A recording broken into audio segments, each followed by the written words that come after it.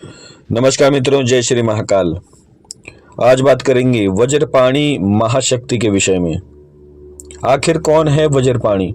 मित्रों, यदि हमारे देश से पूर्व काल में बुद्ध धर्म हमारे देश को छोड़कर अगर नहीं गया होता तो यकीन मानिए आज घर घर में वज्रपाणी को हम पूज रहे होते, क्योंकि यह एक अति विनाशक और सबसे प्रचंड शक्ति है।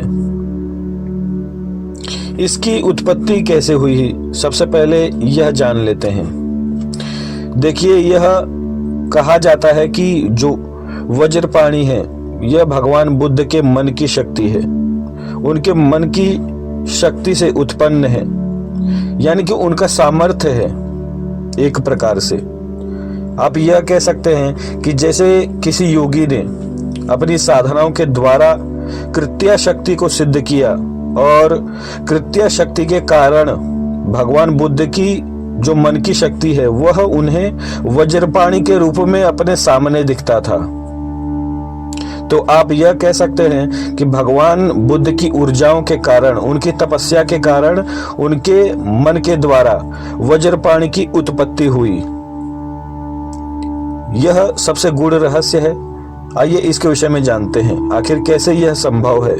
मित्रों, यदि आप साधना करते हैं और आप अपने क्रोध को, यानी कि जो मनुष्य के शरीर में जितना भी नकारात्मकता होती है, जितनी भी भावनाएं होती हैं, क्रोध की भावना हो गई, ईर्ष्या की भावना हो गई, लालच की भावना हो गई, काम वासना की भावना हो गई, इन सभी भावनाओं को यदि आप एक दिशा में लगा देते हैं और एक प्रकार से यदि आप अपने तपस्या की शक्ति के द्वारा, अपने ध्यान की शक्ति के द्वारा यदि आप इन सभी चीजों को एक दिशा में लगा देते हैं तो वह एक प्रकार से सिद्धि का कार्य करती है।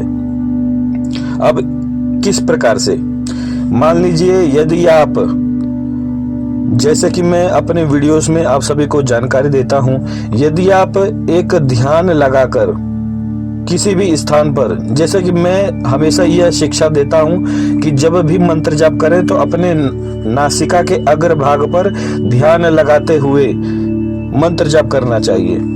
यह सभी विषय इसी विषय में है कि जो हमारे मन की शक्तियां हैं या फिर हमारे जितने भी विचार हैं, हमारी जितनी भी इंद्रियां हैं, इन सभी को यदि एक विषय में लगा दिया जाए तो उसे एक प्रकार से ध्यान कहा जाता है। मेरे गुरुदेव द्वारा मुझे मित्र यह सिखाया गया था कि जब भी मंत्र जाप करो तो अपने ध्यान को किसी एक स्थिति में स्थिर कर दो, या तो किसी वस्तु को देखते हुए अपने ध्यान को पूर्णतः उसके अंदर स्थापित कर दो, या तो फिर अपने ध्यान को अपने नासिका के अग्रभाग पर लगा दो। ध्यान इस प्रकार से करने से मित्रों क्या होता है, यदि आप पूर्ण गहराई से इस प्रकार ध्यान करते हैं तो निश्चित ही आपकी समस्त इंद्रियां उसी स्थान पर एकत्रित हो जाती हैं। अब इससे क्या होगा?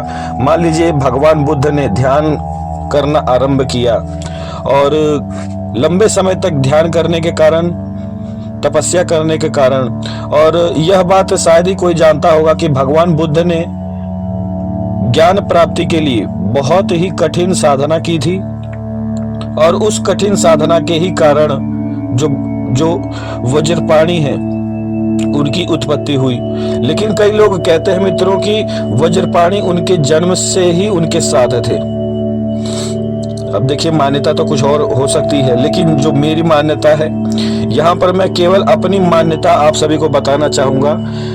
जो उनके धर्म की कहानियां हैं वह मैं नहीं जानता, और मैं जानता भी हूं और नहीं भी जानता, लेकिन देखिए जो मूल विषय है मैं केवल वही आप सभी को बताना चाहूंगा।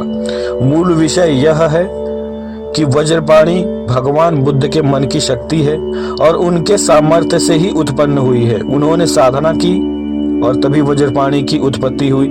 यह भी हो सकता है कि वज्रपाणी देवताओं द्वारा उन्हें उनकी रक्षा के लिए दिया गया हो।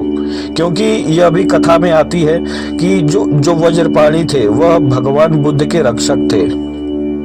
तो यह पूर्णतः संभव हो सकता है कि वज्रपाणी भगवान बुद्ध की रक्षा के लिए देवताओं द्वारा भेजे गए हों।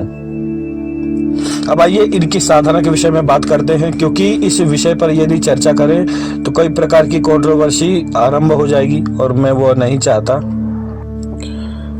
अब आइए बात करते हैं इनकी साधना के विषय में। मित्रों, यदि आप वज्रपाणी की साधना करना चाहते हैं तो इसमें हम पूर्ण तामसिक साधना आप सभी को बताएंगे। आपको क्या करना है मित्रों, किसी भी एकांत कमरे में आपको लाल रंग की धोती धारण करनी है साधना करने के लिए, और पूर्व दिशा की ओर आपको एक बाजोट लगाना है। बाजोट के ऊपर थोड़ा सा गेहूं रख देना है और गेहूं के ऊपर आपको लाल रंग के आसन को रखना है। अब इसके बाद इंटरनेट से आप चाहें तो वज्रपाणी की तस्वीर को ले सकते हैं। इंटरनेट से वज्रपाणी की तस्वीर को लेने के बाद आपको उस तस्वीर को फोटो फ्रेम करवा देना है। इसके बाद क्या करें, उस आसन पर आपको वज्रपाणी की तस्वीर को स्थापित करना है। एक तांत्रिक मंत्र मैं दे रहा हूं मित्रों, इस तांत्रिक मंत्र का आपको 108 बार जप करना है। इस प्रकार से 108 बार जप करने से आपको वज्रपाणी की ऊर्जा की प्राप्ति होती है। यानी कि जिस स्थान पर आपने वज्रपाणी को स्थापित किया है उसी तस्वीर को देखते हुए आपको 108 बार इस मंत्र का जप करना है। तो वज्रपाणी की ऊर्जा उस तस्वीर में समाहित होती है और इसके बाद आपकी साधना में वज्रपाणी की ऊर्जा आपकी सहायता करती है। अब आइए आपको आगे क्या करना है साधना में। आपको नित्य वज्रपाणी के लिए थोड़ी सी मदिरा भोग स्वरूप में आपको प्रदान करनी है। 5 प्रकार की मिठाई आपको नित्य भोग देनी है वज्रपाणी को, और यदि संभव हो तो नित्य मुर्गे की कलेजी भोग स्वरूप में वज्रपाणी को समर्पित करें। इस प्रकार से भोग देने के बाद आपको 5 प्रकार की अगरबत्ती आपको जलानी है और एक सरसों के तेल का दिया जलाना है, और लाल रंग के पुष्पों से आपको वज्रपाणी की पूजा करनी है। इस प्रकार से पूजा करने के बाद आपको जो तांत्रिक मंत्र है वज्रपाणी का वह मैं आपको बताता हूं। तांत्रिक मंत्र है मित्रों, ओम हुम वज्रपाणी ह्रीम कम स्वाहा। यह वज्रपाणी का एक तांत्रिक मंत्र है जो कि हम सभी लोग इस मंत्र का जप करते हैं और इसी मंत्र से उनकी साधना करते हैं। इस मंत्र का आपको जप करना है और इस साधना में एक विशेष तरीके से आपको मंत्र जप करना है। कैसे करना है, अपने नासिका के अग्रभाग पर आपको ध्यान करते हुए रुद्राक्ष की माला से नित्य 51 माला मंत्र जाप करना है ध्यान करते हुए। और मंत्र जाप करते हुए पूरी ध्यान जो आपके शरीर में जितना भी ध्यान है यहाँ वहाँ का ध्यान आपको खींचकर आपको अपने नासिका के अग्रभाग पर ही लगा देना है।